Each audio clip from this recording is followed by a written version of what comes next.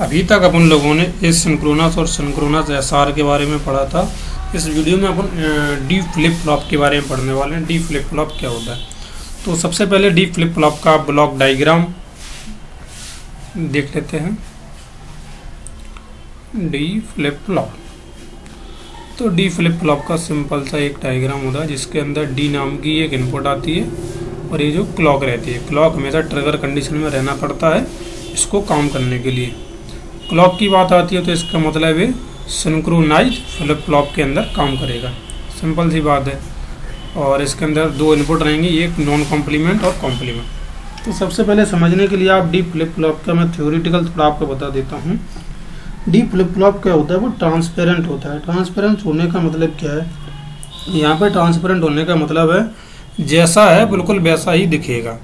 कहने का अर्थ है जैसे बिल्कुल एक शीशा होता है, आईना होता है, तो आईने के अंदर अगर आप खड़े हो जाते हैं तो जिस प्रकार के आप होते हैं बिल्कुल उसी प्रकार के आप सामने दिखाई देते हैं, तभी आप सामने अपने आप को देख के अपने एक्शन परफॉर्म करते हैं।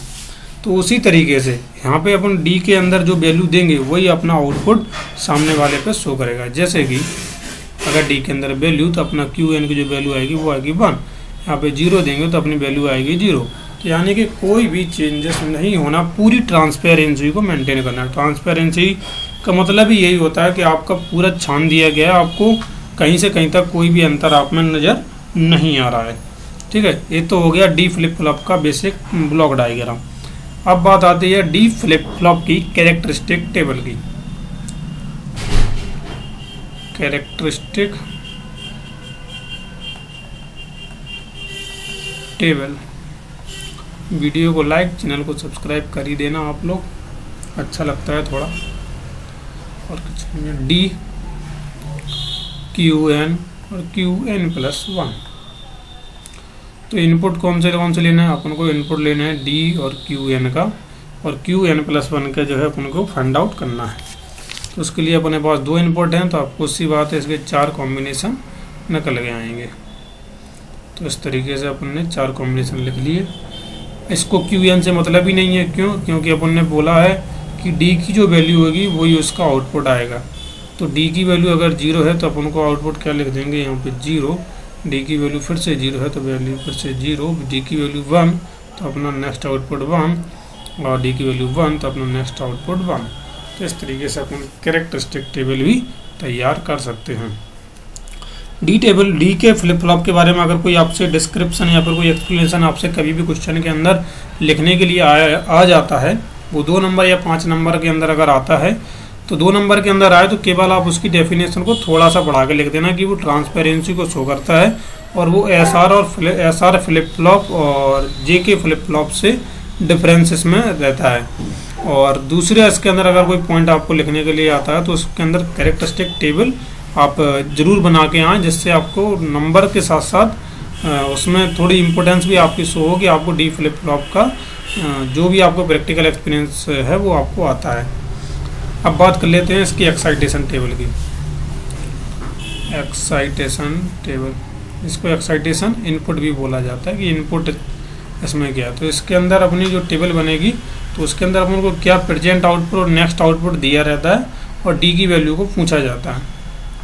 प्रेजेंट आउटपुट और नेक्स्ट आउटपुट दिया रहता है और डी की वैल्यू को फाइंड आउट करने के लिए बोला जाता है। तो यहाँ पर भी 2 हैं, तो अपने कॉम्बिनेशन फिर से कितने बनेंगे, 4 कॉम्बिनेशन बनेंगे। तो 0 0 1 1 0 1 0 1।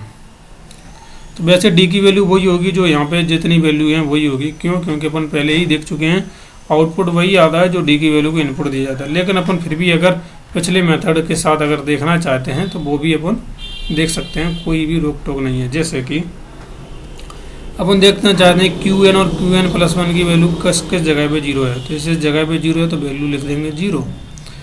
किस जगह पे क्यू एन की वैल्यू 0, क्यू एन प्लस 1 की वैल्यू 0 1 है तो 0,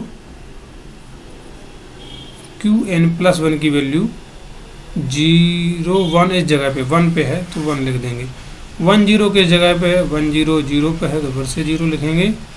और 1 1 किस जगह पे है, 1 1 1 पे है तो वैल्यू को फिर से 1 लिखेंगे। तो इस तरीके से अपना देखा जाए तो क्यू एन प्लस 1 के इक्वल टू में ही डी का वैल्यू आ चुका है। तो यानी कि अपन ने डी फ्लिप फ्लॉप बहुत ईजिली ट्रांसपेरेंसी को शो कर रहा है। इन 2 टेबल से अपन ने बहुत आसानी से इस बात को वेरीफाई भी कर दिया।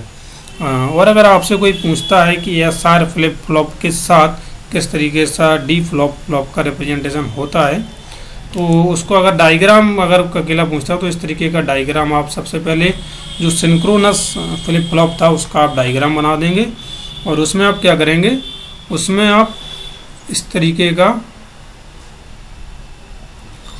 एक नॉट गेट लगा देंगे। अबे मेरे से थोड़ी सी गलती सी हो गई, लेकिन कोई बात नहीं, नेक्स्ट वीडियो में तो नहीं, जब कन्वर्जन पढ़ेंगे तब इसके बारे में और डिटेल में मैं आपको पढ़ाऊँगा कि किस तरीके से इसको परफॉर्म किया जाता है, और कन्वर्जन जब SR D फ्लॉप के अंदर किस तरीके से परफॉर्म होता है। सिंपल सी बात है कि इसके अंदर अब इसका जो मेन एम है, मेन इसका जो क्या बोलते हैं उद्देश्य है, वो यही है कि अगर अपने इनपुट अगर 0 दिया है तो अपना आउटपुट भी 0 ही आना चाहिए, और अगर इनपुट 1 दिया है तो उसका आउटपुट भी 1 आना चाहिए। तो आप चाहे फिर इसको SR की मदद से करें या JK की मदद से करें, इससे कोई फ़र्क नहीं पड़ता। सिर्फ इसको इतना मतलब है कि जो भी मैं इनपुट देता हूँ मुझे आउटपुट अपना वही चाहिए, उसी के हिसाब से वो एंड गेट, ऑर गेट और नॉट गेट लगाइए और उसी की मदद से आप करिए। ठीक है, तो इस वीडियो के अंदर अपन ने D फ्लिप फ्लॉप के बारे में समझा। मिलते हैं अपन नेक्स्ट वीडियो में एक नए अगले टॉपिक के साथ। जब तक के लिए love you all of you.